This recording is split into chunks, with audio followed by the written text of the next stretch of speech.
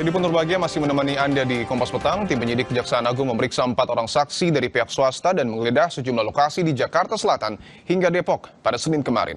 Langkah tersebut sebagai rangkaian penyidikan perkara dugaan tindak pidana pencucian uang yang melibatkan ex-Jampitsus Febri Adriansyah.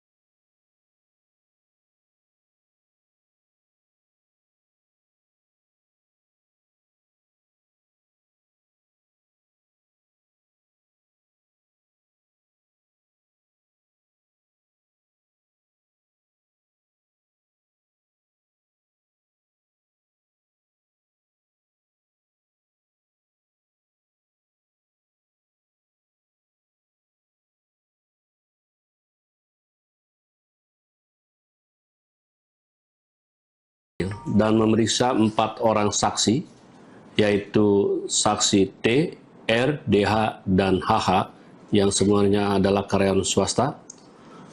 Dan paralel dengan kegiatan pemanggilan dan pemeriksaan saksi, tim penyidik juga melakukan tindakan hukum berupa penggeledahan yang sedang berlangsung di beberapa tempat, di antaranya di kantor di daerah Jakarta Selatan, kedua juga daerah perkantoran juga di beberapa tempat, baik itu PT HI, PT PIS, PT KPI, dan PT beberapa PT di daerah Jakarta Selatan, juga sebuah rumah di daerah Depok, Jawa Barat.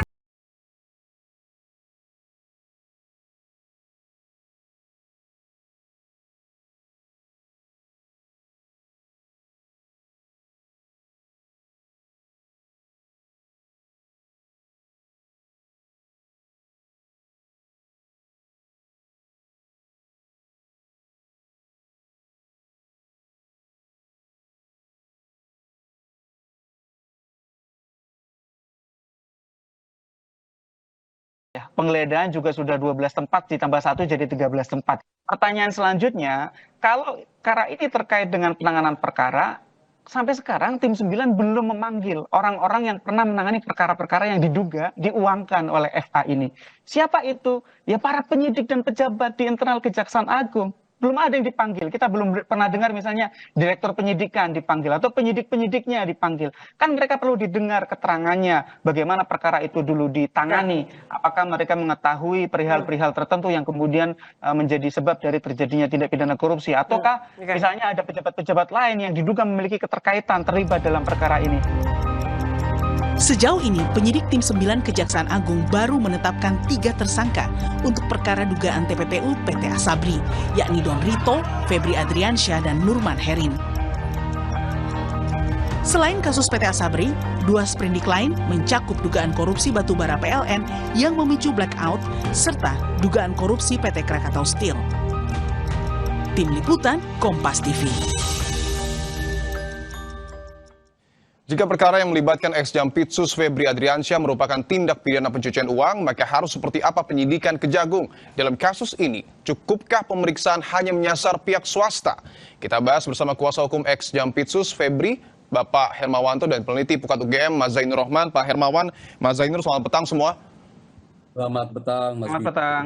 Baik, saya ingin ke Pak Hermawan terlebih dahulu bahwa sejauh ini dalam perkara TPPU PT Asabri baru ex-pejabat yang menjadi tersangka baru, yaitu Pak Febri. Apakah klien Anda dalam pengakuannya memang hanya bermain sendiri, Pak Hermawan? Terima kasih. Ya. Dia dalam kapasitas Pak Febri ya untuk menyatakan seperti itu gitu ya.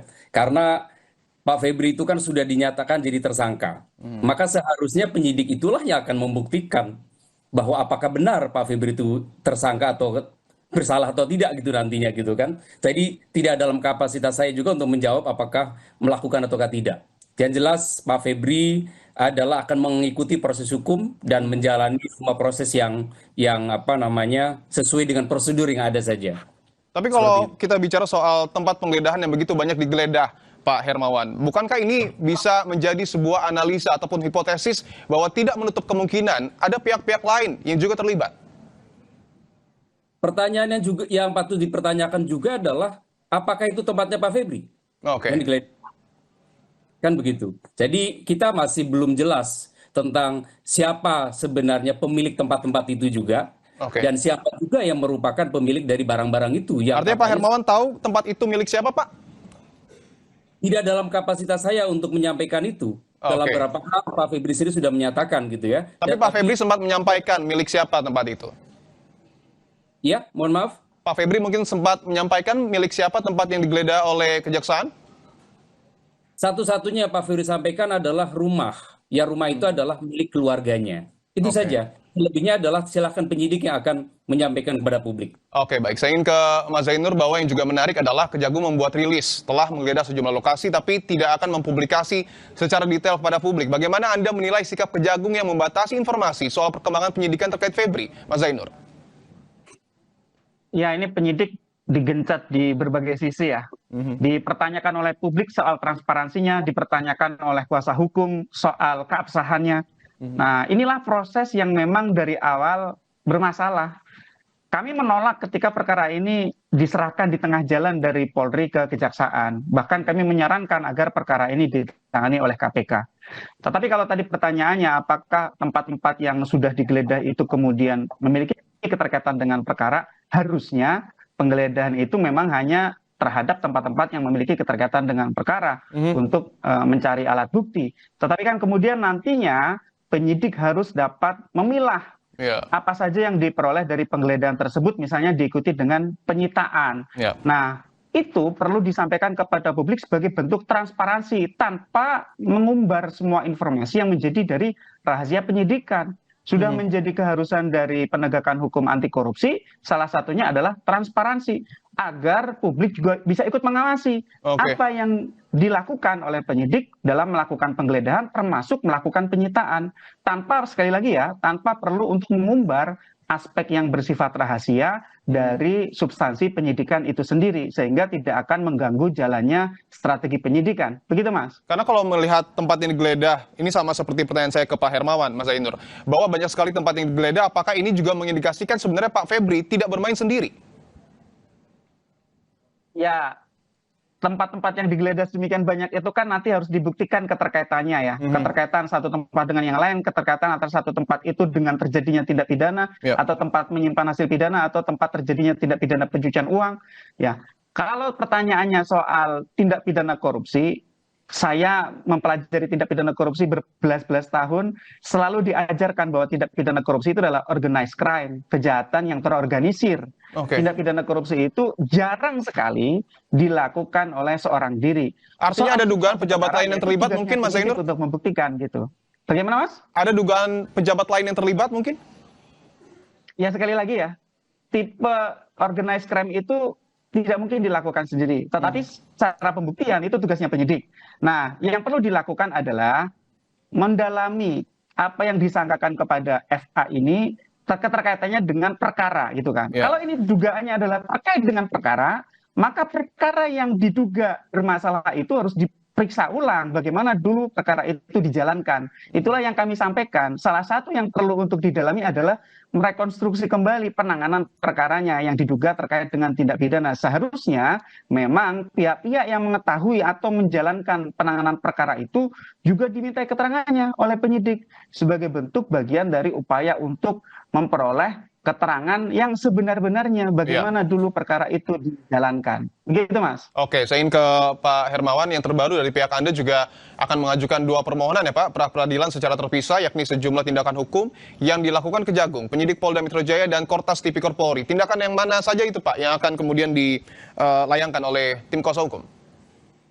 Iya, jadi hasil tim kajian di kami di tim advokasi FA ini adalah kita menemukan ada sekitar 9 persoalan hukum sejak hari pertama pemanggilan gitu ya, sejak proses gitu ya. Tapi yang terutama adalah pada saat pemanggilan pertama kemudian menetapkan FA menjadi tersangka. Ini problem sangat krusial yang kami temukan. Belum lagi kalau kita tarik ke belakang sejak proses di tingkat kepolisian itu banyak sekali rupanya problem-problem yang harus kita sampaikan ke publik bahwa kita sama-sama punya prinsip. Ya. Kebenaran hukum itu harus ditegakkan dengan cara yang benar. Dan ketika caranya itu salah, maka yang akan terjadi adalah kesalahan itu sendiri. Jadi pasti tidak akan bisa menemukan kebenaran kalau kemudian cara kita itu melanggar hukum. Nah, akan kami ungkap semuanya nanti di pengadilan.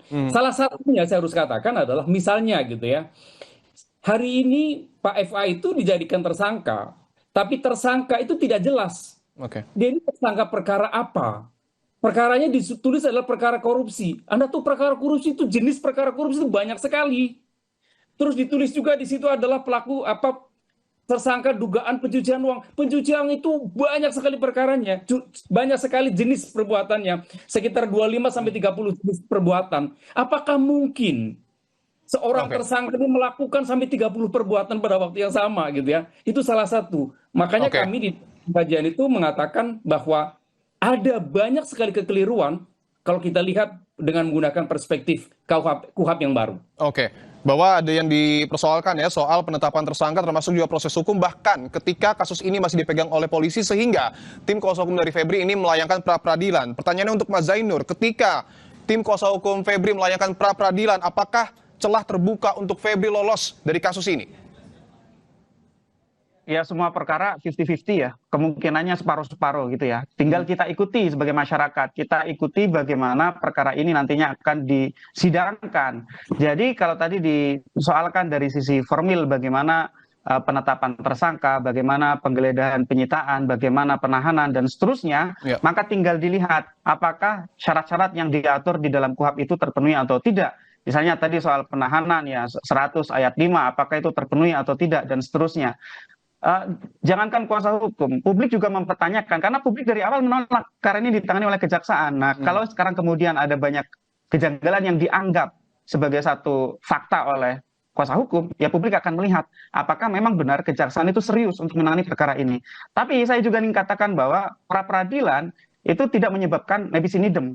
Kalau nanti misalnya sampai pra-peradilannya dikabulkan gitu ya, ya publik akan minta ini saatnya KPK untuk main, jangan kejaksaan yang jeruk makan jeruk gitu ya. Tapi silakan, karena ini adalah hak dari seorang tersangka untuk menguji bagaimana prosedur dijalankannya upaya paksa itu, maka publik tinggal menguji satu persatu di dalam proses persidangan, melihat nanti bisa melakukan eksaminasi mengenai prosedur-prosedur yang dijalankan oleh penyidik, mulai dari Kortas sampai di penyidik di Kejaksaan Agung. Dan sekali lagi, perkara ini juga harus disupervisi, dikoordinasi oleh KPK.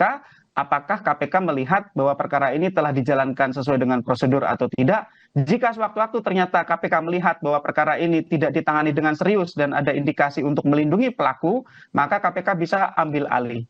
Tapi kan kita tahu ya bahwa perkara ini perkara yang sangat menarik perhatian publik karena berbagai faktor termasuk faktor-faktor non-hukum. Nah, itu juga nanti harus menjadi bagian dari hal yang diperhatikan oleh publik ketika melihat apakah perkara ini dijalankan dengan benar sesuai dengan aturan hukum yang berlaku atau tidak. Yang selanjutnya saya pikir juga bisa diperbandingkan oleh publik adalah bagaimana publik melihat perkara-perkara yang dilakukan, dijalankan, ditangani oleh Jampitsus lama, FA, dengan perkara yang dijalani sendiri oleh Jampitsus sebagai tersangka gitu ya. Jadi nanti publik bisa membandingkan bagaimana dulu FA ini menangani perkara dan bagaimana sekarang kemudian FA diperkarakan. Begitu.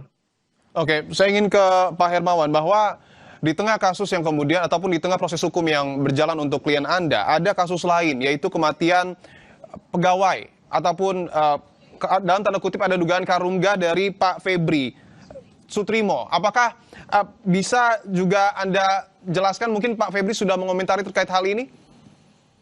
Ya, sampai hari ini kami memang tidak memiliki kuasa untuk menyampaikan hal-hal yang di luar perkara yang sedang ditangani di Polda Metro Jaya dan juga di Kejaksaan Agung. Sehingga demi hukum sebagai seorang advokat kami tidak mungkin memasuki wilayah yang bukan wilayah kami. Tapi apakah bisa dikonfirmasi Pak Hermawan, betul bahwa Sutrimo adalah karungga dari Pak Febri Adriansyah? Karena informasinya sudah bekerja dengan Pak Febri sejak tahun 2008. Persisnya kami tidak tahu. Tidak tahu. Ya. Oke, saya ingin ke Mas Zainur melihat apa yang kemudian tadi saya tanyakan juga ke Pak Hermawan. Ada kasus lain soal kematian Pak Sutrimo. Apakah menurut Anda ini juga perlu didalami oleh polisi atau mungkin oleh kejaksaan?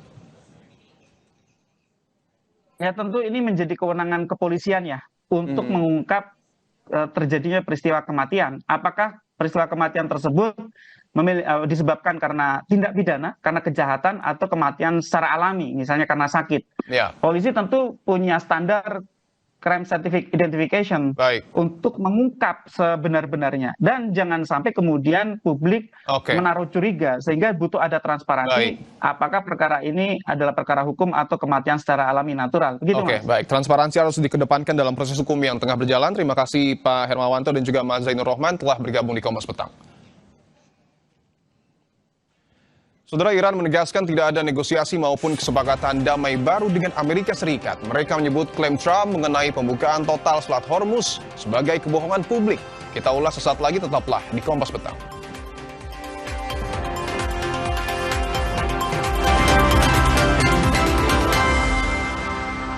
Waktunya Anda mengejar berita-berita terhangat yang paling menjadi perhatian publik selama sepekan.